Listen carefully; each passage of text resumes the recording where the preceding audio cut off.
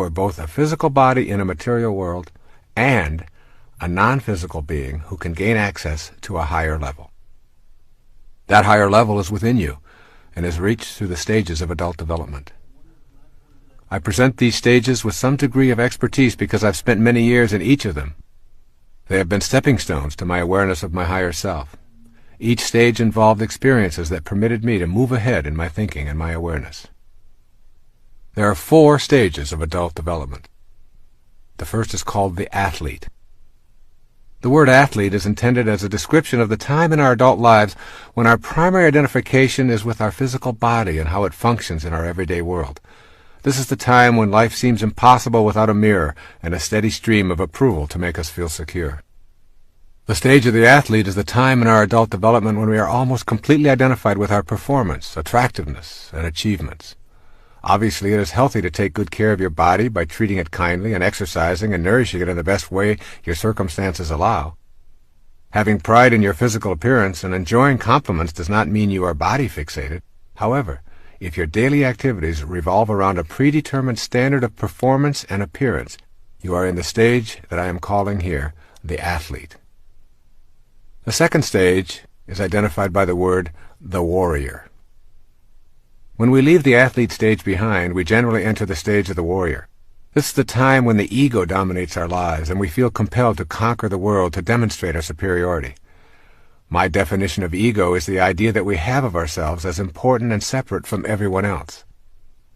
The ego-driven warrior objective is to subdue and defeat others in a race for the number 1 spot. During this stage, we are busy with goals and achievements in competition with others.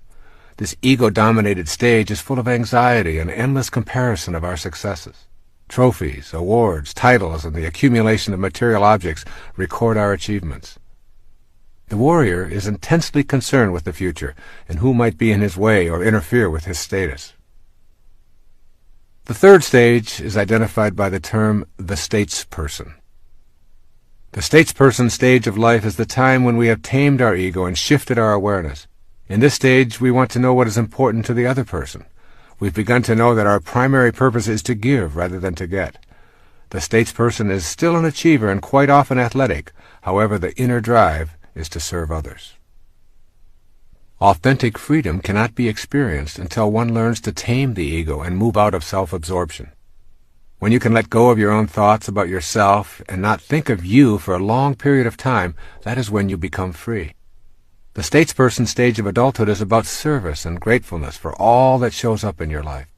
At this level, you're very close to your highest self. The primary force in your life is no longer the desire to be the most powerful and attractive or to dominate and conquer.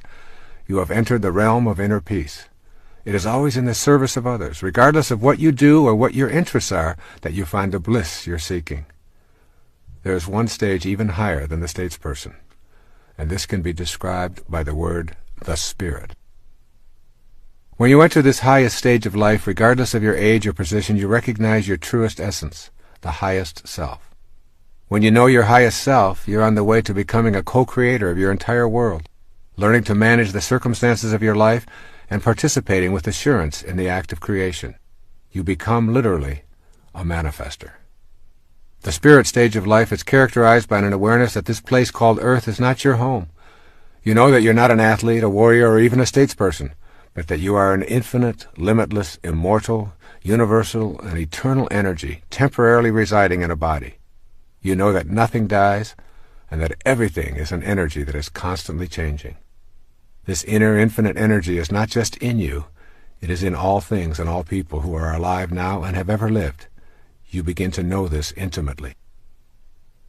When you reach this level, you're in the space I think of as being in this world, but not of this world. Most people think of the spiritual world as a future occurrence that they will know after death. Most of us have been taught that the highest self is something that you cannot know as long as you're trapped in a body. However, the spirit is now. It is in you in this moment, and the energy is not something that you will ultimately come to know, but is what you are here and now. The unseen energy that was once in Shakespeare or Picasso or Galileo or any human form is also available to all of us. That is because the spirit energy does not die, it simply changes form. It can't die because it has no boundaries, no beginnings, no ends, no physical characteristic that we call form. That energy is within you. Gaining the awareness that you have a higher self that is universal and eternal will lead you to gaining access to the world more freely and to participating in the act of creation or manifesting your heart's desire.